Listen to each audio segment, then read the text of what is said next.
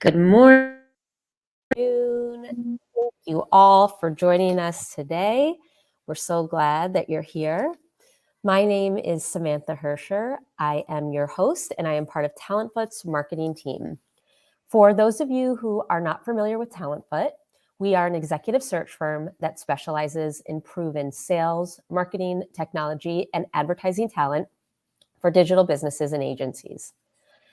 Today, you're going to get some actionable tips about how to assess your sales team and set them up for success in 2024. As the end of 2023 approaches, it's time to reflect on the past year and identify areas where your team can improve.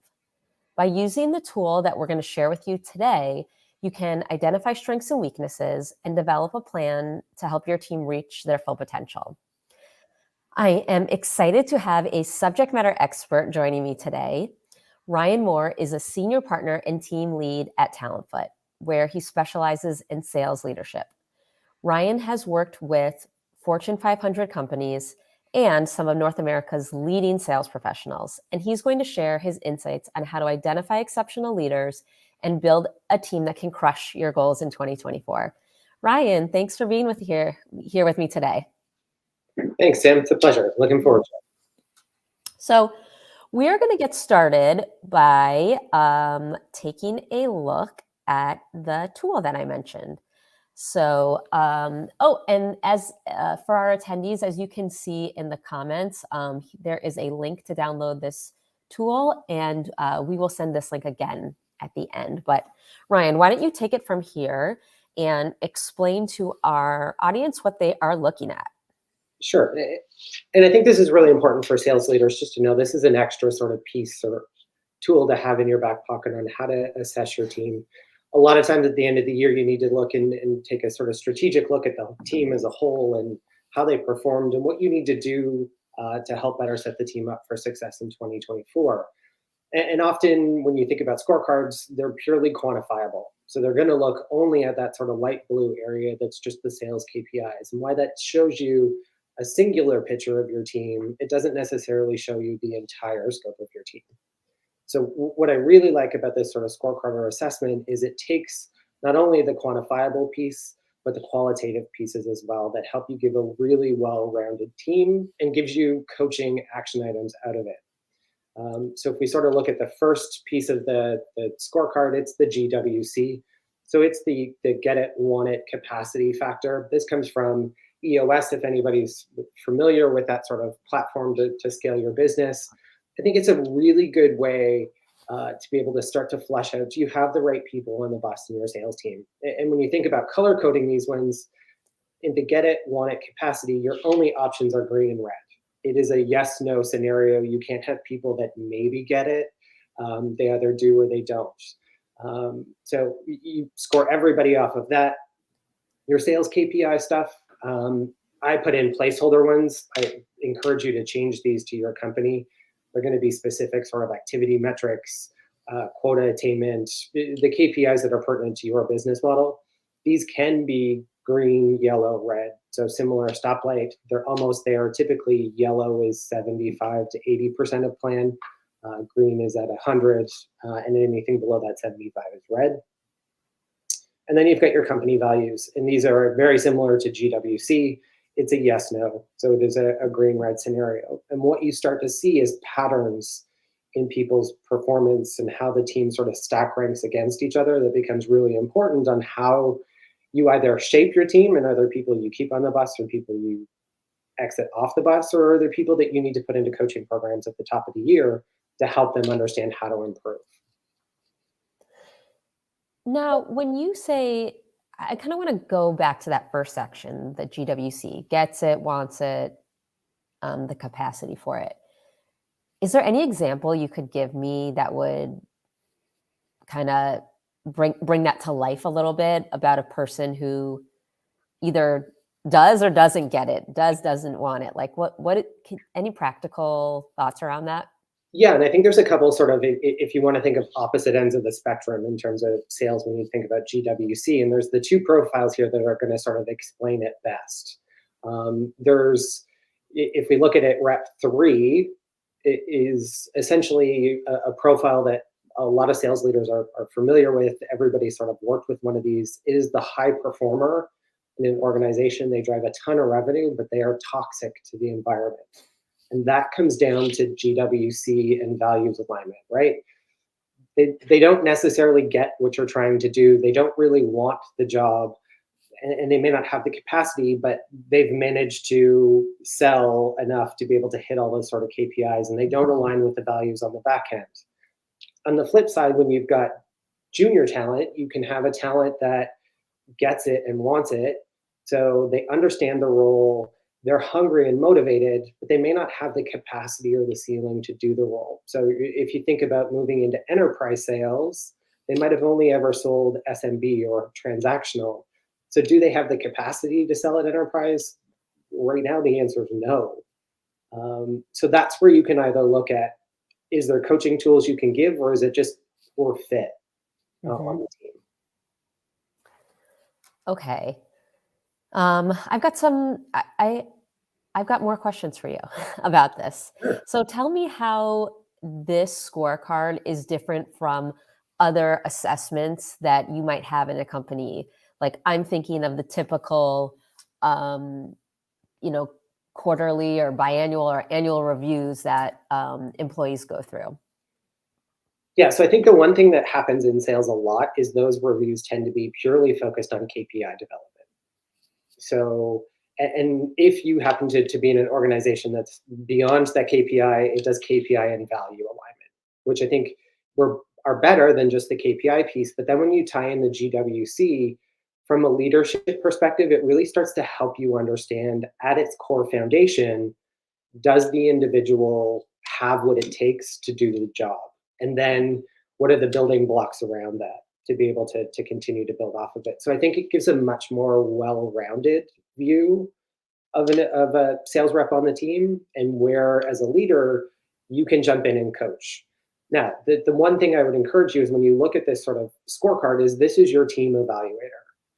To really do this at its highest level, you want to then take this and distill it into an individual reps scorecard and do the same sort of GWC at a rep level with their particular activity metrics under KPIs and the sort of company value alignment. And that's what you can share with the individual rep and start to help from a coaching perspective from there. What about, talk to me about rep number 3 here. So this person, like you said, they don't get it, they don't want it, they don't have the capacity, but they are hitting all their metrics and they're not in alignment with company values. Like, what happens with those people? Is there a way to get them on the bus, or is it you get the understanding like, okay, this might not be, they might not be here for the long haul?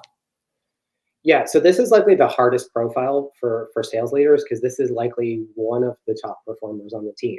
They're going to drive massive revenue. The problem with this profile in a lot of sales teams is a bit of a tsunami effect happens with them. Is while they drive a ton of revenue, the mess they leave behind in your sales org is often the problem, and it will often hamper others' success around them. So what you can often see by removing them, and this is always the piece that puts strain on a sales leader, is you're taking out a top performer. So you're losing or having to find a way to replace that revenue. So that's the hard piece. But what you will often see is the people that are, let's call them below performance, or a solid A player, are going to jump up and show you their success when that sort of back end culture piece is no longer as toxic. You'll see other people start to perform, and you'll more often than not make up that revenue. What about, let's talk a little bit about using this as a coaching tool. So you gave me that example about the junior sales professional who is used to doing working with SMBs, and you said perhaps they don't have the capacity for selling to enterprise. Talk about how you can use this tool for coaching. Sure. So the values alignment you can't coach on. That's sort of one of the things that you either have it and you're in alignment or you don't. And for a better part of GWC, it's either you have it or you don't. What is really important when you think about this as a coaching doc is if we look at rep 4 as an example, they're green across GWC, they're green across company values, they're orange in the middle on their sales KPIs. So what this tells me is they get it, they want it, they've got capacity, they understand the role and how it works. They have the intellectual ceiling to be able to do the job. They align with corporate values. What I need to now do is coach them on the day-to-day activity. How can I help them convert better? How can I help them make sure their outreach is strong enough? Or maybe it's a closing issue and I can jump in and help them close to be able to coach them up. So that orange starts to turn green and they move deeper through the process. It's really difficult to coach off of gets it, wants it capacity. Yeah. Because again, they're sort of innate pieces, but it starts to help you tell you where you spend coaching time and where you need to think more about are there performance management or PIPs that need to be put in place for people who essentially are red across the board or red in gets it, wants it, company values, and red in 3 of the sales KPIs. Like it just helps you start to understand where you're going to put coaching effort into and where you're going to think about potentially exiting performers. And what about, oh no, I just had a question on the tip of my tongue, but I forgot. So it'll come back to me. What about how often should a sales leader be using this? Like, should they update it every quarter? Should they just do it in Q4 to prepare them for the new year? I think you want to do it on a quarterly basis. So every quarter, it should be a live document, right? The thing is the GWC piece and the company values, unless there's significant sort of impact on an individual's, outside of work life, often won't change. But the sales KPIs can change pretty quickly. So it's worth keeping that up to date on a quarterly basis to look at how the team's sort of stack ranking and changing. It's also a good check and balance for you as a leader to go, is what I'm doing working? Mm-hmm. Am I seeing improvement? And the people that you're coaching, are they moving from, a red and 3 orange and a green to predominantly green?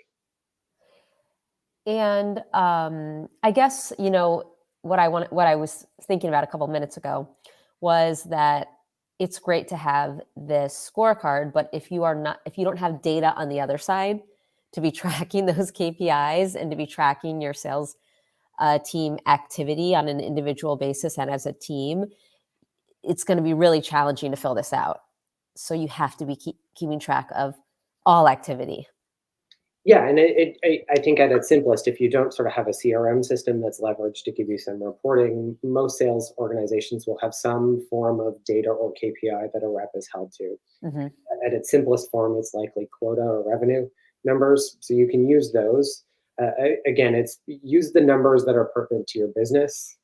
I just gave examples in this Right. one to be able to put a scorecard togetw but you would use whatever's pertinent to sort of the success of an individual in your organization. Right.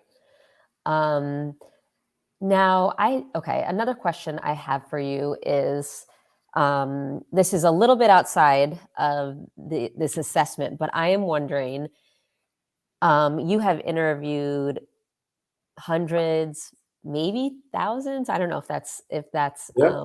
okay. Let's say thousands of sales professionals.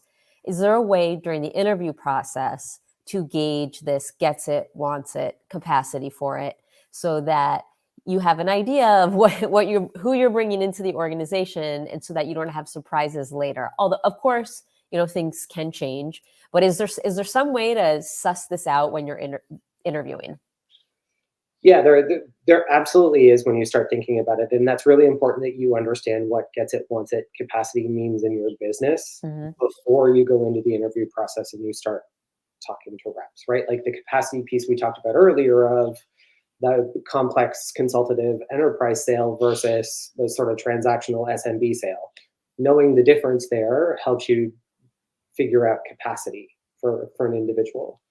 I think the biggest thing when you think about gets it, wants it capacity in your interview process, when you're thinking about bringing people onto the team, is asking example-based questions that are pertinent to your business. Mm-hmm. So you can ask questions around their current role and how their current role is structured, and what their sales process looks like, and what motivates them as an individual in a role, and what would motivate them in this role. And then the capacity piece is examples of their sales process and how they handle common objections that your business would have, and do they naturally have the ability to be able to work their way through it. Now, there are individuals, if you're looking at a potential junior talent, that may not have the right answer to capacity, but is able to work their way through it. Hmm.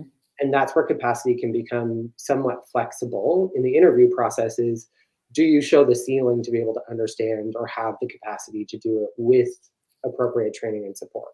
Right. If that's not there, if you can't sort of connect those dots early without the direct knowledge base, then that becomes difficult. Okay.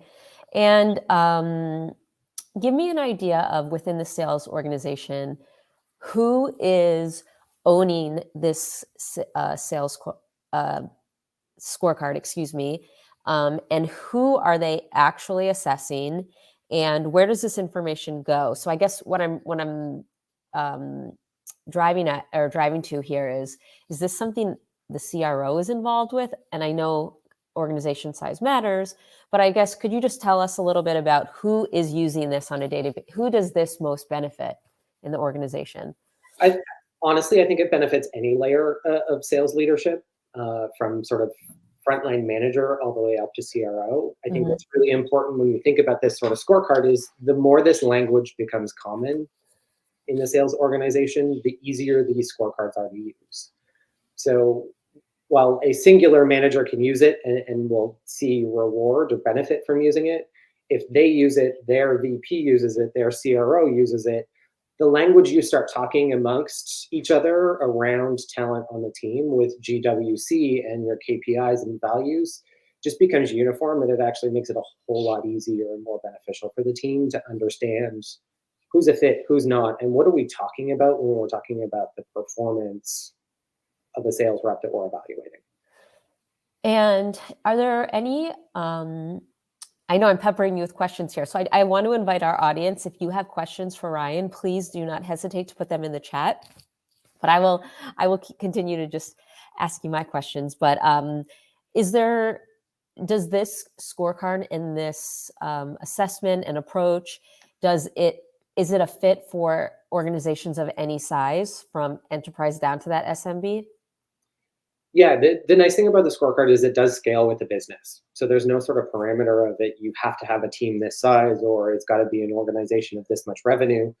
It really does have the ability to flex to whatever business it's being put into, which is the piece that I like just from a consistency perspective. So it can sort of do a singular VP of sales that might have 3 or 4 reps on their team, and it's a high growth environment where this will continue to grow as they grow and end up with 2 or 3 lines of management, and they've now got 50, 60 people on the sales team. This scorecard can grow with them. Mhm. And so, as I stated at the top, Talentfoot really spends the majority of its clients are digital businesses, SaaS companies, tech companies, etc. But I'm curious, do you think that this scorecard would work at at any type of business, even like a CPG company, or even something like a window salesman or something to that effect? Yeah, it will. And that's, I think, one of the things that I like the most about this sort of setup for a scorecard is that it's industry agnostic. Your Mhm. industry doesn't play a factor of whether or not the scorecard is useful or not. It's not heavily geared to a digital industry or a tech industry or SaaS. This is a sales scorecard at its foundation. So it doesn't, the industry sort of gets layered in. It's not something that dictates how the scorecard works or works. Okay. Um, all right. Let me go back to my list here of questions, because I know I do have more for you. Um, okay, this is a good one. I think you kind of discussed this, but I still like to hear your thoughts on it. Let's say your sales team is just hitting its target. Everything's going great. Why should you do this? Why should you spend the time and the effort to drill down? I think one of the worst things you can do in sales is just assume everything is going along well because numbers are being hit. So there's an element of being able to take a step back as a leader and look at it and understand what's happening from a broader picture perspective, and just making sure that you've constantly got your finger on that pulse, because you could be going along really well quarter one, quarter two, something changes and you haven't looked at this, and all of a sudden quarter three becomes a big problem. So Yep. it sort of keeps your finger on the pulse of the team, that you're constantly looking at how is it evolving and changing, how are we doing against targets, and how is the team collectively performing. Um, we've got a question. What are the best ways to gauge if a sales professional wants it? So it's the wants it piece is that sort of natural drive to be able to do the job and get up and do it repeatedly and follow process and not cut corners. They sort of understand what the processes are there and what they're doing, and that's the want it capacity. It's a bit of the, is the hunger or the fire in the belly still there to do the job. Yep. Have you, I guess what I'm curious about is, can you just give me some best practices around sales KPIs that I know you said it should be tailored to every organization, but can you just give some examples of what you think should be measured on this scorecard? Yeah, that's a tricky one, just because it does change sort of based on industry and your sales process and the length of sale and who you target. So, I mean, there's sort of core fundamentals of, is it quota attainment? Are they hitting revenue number that they're looking for? I always like to see activity in the pipeline, Mm-hmm. how it moves through a pipeline, and then you want to look at sort of individual activities. So, is it calls that you're looking at? Is it pitches that you're looking at? What are sort of the key pieces in that funnel that let you know a performer is headed in the right direction to successfully hitting quota for the year?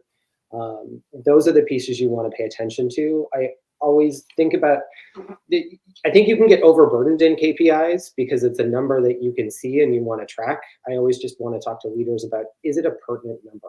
Yeah. Is it a number that actually gauges somebody's success in the role?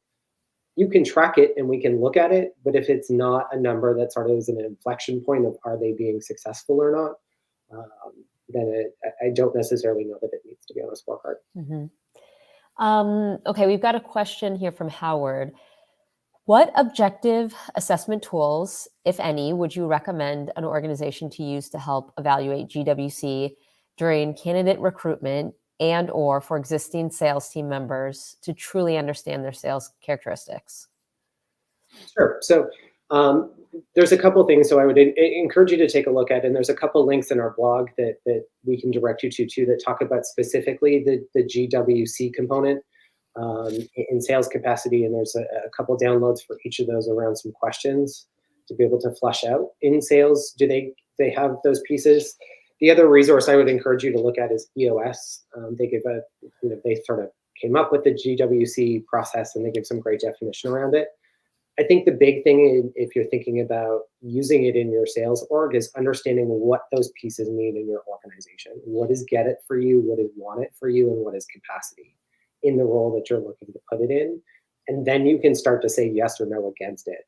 It sort of can't be a gut feel. You need to know what each of those terms mean in your organization. Mm-hmm. And Howard, and to the rest of our audience, I just wanted to let you know that we recently did a series of blog posts that are all centered, as Ryan just mentioned, around this topic. So if you haven't seen them, definitely visit talentfoot.com and check out our blog. And if you want to make sure that you're getting all of our content, subscribe to our LinkedIn newsletter, and you will receive at least one newsletter from us a week. And there's also, you can download this scorecard. Our colleague Anna's she put it in this chat, and perhaps she'll put it, the link in again, so you can just download your own version of it. From Chris, another question. In terms of KPIs, how do you factor in macroeconomic factors that impact the ability to drive sales? So I think that's a bigger sort of overarching question. So while it will affect your scorecard, I think those are bigger sort of business questions of, are you changing KPIs, or are KPIs reflecting based on the economic situation that your business is going through? I think if there's significant sort of economic changes, and we're going to use to the downside here, because I would suspect that that's more the way this question is geared than the economy's booming. Um, if it's to the downside, then it's just, potentially there's an asterisk or a caveat to understand that, there is a market downturn, and we're understanding that 75% in this quarter is potentially our 100%. Um, uh, I don't particularly love moving target KPIs in a year. I think it's hard for sales executives to wrap their brain around, and you're trying to incent a behavior. So I would be more comfortable with sort of putting an asterisk beside it and saying, hey, we know it's been a soft market. Things are expanding or taking longer than they would have in the sales process. So there's an asterisk here at 75%. It's sort of footnoted at the bottom of the scorecard that we're okay with the orange here. It's not something we need to coach on. It's a market condition. Yeah, I'm thinking about also, to Chris's point about macroeconomic factors. I hate to bring it up, but just a few years ago, there was a pandemic, and business just ground to a halt. So I think there's situations like that, and then there are situations that we just have been facing in America, where we've been on the precipice of a recession, and the economists have not really given us a clear answer of where we're going. So I think it all depends on the situation a little bit. Yeah, and I think that's where there's some flexibility in this to be able to Yeah. with it. I think the important part there is just noting what's happening in the business world, Yeah. and why. Like, does it, if it's orange and it's because of economic situations, we'll use the pandemic as an example. I would guess a good chunk of this likely just turned red very quickly because of that. 3-4 years ago, you're going to note that that's not necessarily a immediate sort of coaching problem. That's a market condition. Right. What you may want to be able to extract from that is, okay, we went red really quick. Has our process changed because of the shift of the pandemic? Where can I coach the team on, we'll use examples that were very much face-to-face, in-person. Sales organizations move very quickly to inside sales, and that's a different sales skill set.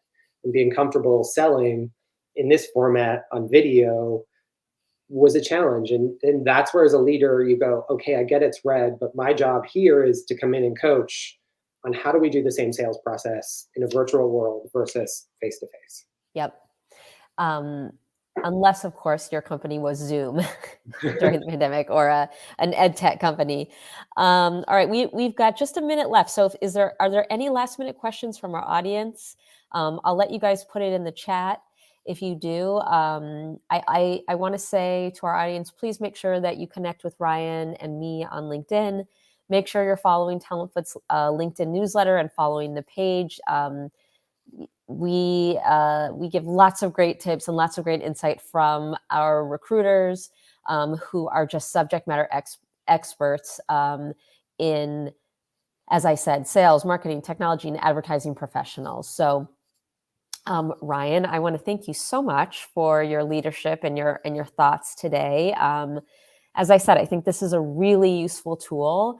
And it was new to me until you taught me about it. And so I think this is fantastic. And so thanks for your thoughts. Thanks for your insight. And thanks for building this out. My pleasure. And anybody on today, if you've got questions, don't hesitate to connect with me. Shoot me a message on LinkedIn. Happy to spend some time and answer any questions you have. Yep.